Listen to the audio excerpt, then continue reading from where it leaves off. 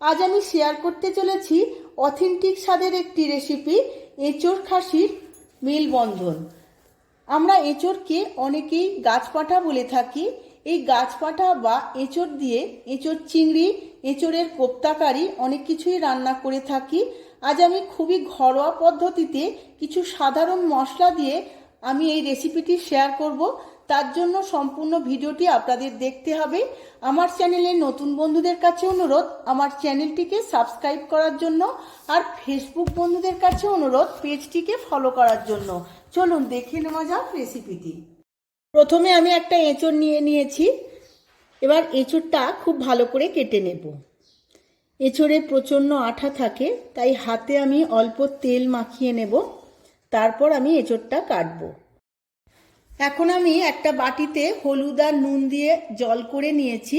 এবার সর্ষের তেল খানিকটা হাতে এবং বটিতে মাখিয়ে নেব, যাতে আঠাটা হাতে আর বটিতে না লেগে যায়। এবার আমি এঁচোড়টা খুব ভালো করে কেটে নেব। প্রথমেই আমি এঁচোড়টা দু টুকরো করে নিয়েছি, তারপর এইভাবে খোসাটা ভালোভাবে ছাড়িয়ে নিচ্ছি। এবার এই মাঝখানের শক্ত অংশটা বাদ দিয়ে দিতে হবে। এবার এগুলোকে পিস পিস করে আমি কেটে নেব।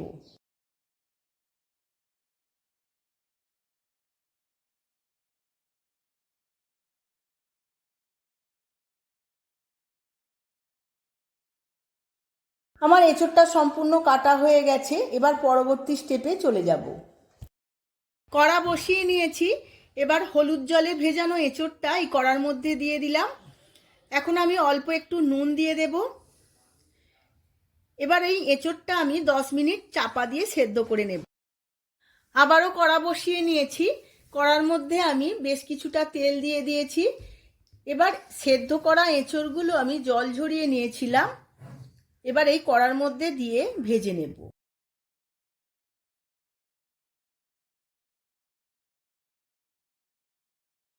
এঁচোড়গুলো আমি হালকা করে ভেজে নিয়েছি। বেশি লাল লাল করে ভাজলে খুব স্টিফ হয়ে যাবে। এবার সমস্ত এঁচোড়গুলো তেল ঝেড়ে তুলে নেব। কড়ার মধ্যে আরও অল্প একটু সর্ষের তেল দিয়ে দিয়েছি। এর মধ্যে দিয়ে দিলাম দুটো শুকনো লঙ্কা, দুটো তেজপাতা আর অল্প একটু গরম মশলা। গরম মশলার মধ্যে রয়েছে দারচিনি, লবঙ্গ আর ছোট এলাচ। এবার আমি হাফ চামচ জিরেও এর মধ্যে দিয়ে দিয়েছি। গরম মশলাগুলো ভাজা হয়ে গেছে। এবার এর মধ্যে দিয়ে দিলাম 3টে কেটে রাখা পেঁয়াজ। পেঁয়াজগুলো খুব ছোট ছোট করে কেটে নিয়েছি। এবার ব্রাউন করে ভেজে নেব। পেঁয়াজটা ভাজতে ভাজতে এর মধ্যে দিয়ে দেব 1 চামচ চিনি, যাতে ক্যারামেলাইজড হয়ে গ্রেভির কালারটা খুব সুন্দর হয়। পেঁয়াজটা আমার লাল লাল করে ভাজা হয়ে গেছে। এবার এর মধ্যে দিয়ে দেব 1 চামচ কাশ্মীরি লঙ্কার গুঁড়ো। কাশ্মীরি লঙ্কাও আমি পেঁয়াজের সাথে খুব ভালো করে ভেজে নেব। এই পেঁয়াজ ভাজার মধ্যে দিয়ে দেব 2 চামচ আদা রসুন বাটা। আদা রসুন বাটাও আমি পেঁয়াজের সাথে খুব ভালো করে কষিয়ে নেব। আদা রসুন পেঁয়াজ খুব ভালো করে কষিয়ে নিয়েছি। এবার দিয়ে দেব 450 গ্রাম মটন। আমি মটনের হাড়গুলো বাদ দিয়ে দিয়েছি। এবার সমস্ত কিছু খুব ভালোভাবে কষিয়ে নেব। এখানে আমার অনেকটাই চর্বি আছে, চর্বি দিলে খুব ভালো টেস্ট হবে, তাই আমি চর্বি নিয়েছি। চর্বি, মটন সমস্ত কিছু আবারও ভালো করে 10 মিনিট কষিয়ে নেব।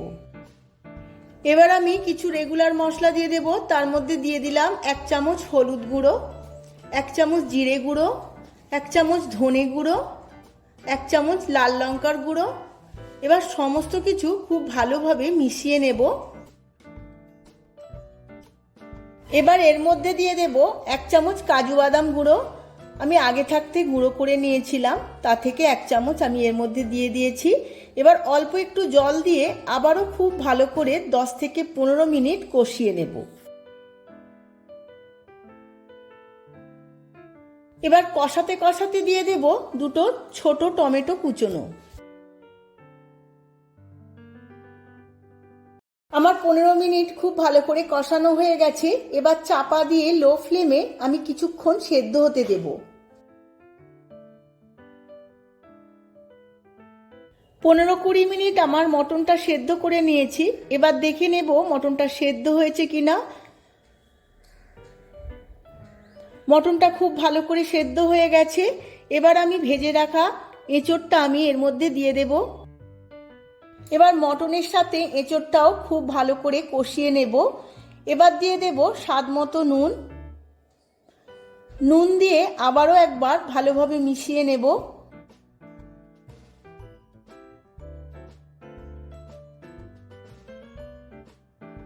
এবার অল্প একটু জল দিয়ে আবারও 5 মিনিট খুব ভালোভাবে রান্না করে নেব।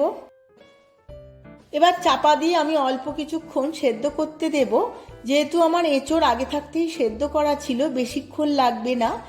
এবার চাপা খুলে আবারও একবার ভালোভাবে নাড়িয়ে নেব। এবার দিয়ে দেব সবার শেষে জায়ফল আর জয়িত্রীর গুঁড়ো। আমি 1/2 চামচ জায়ফল আর জয়িত্রীর গুঁড়ো এর মধ্যে দিয়ে দেব।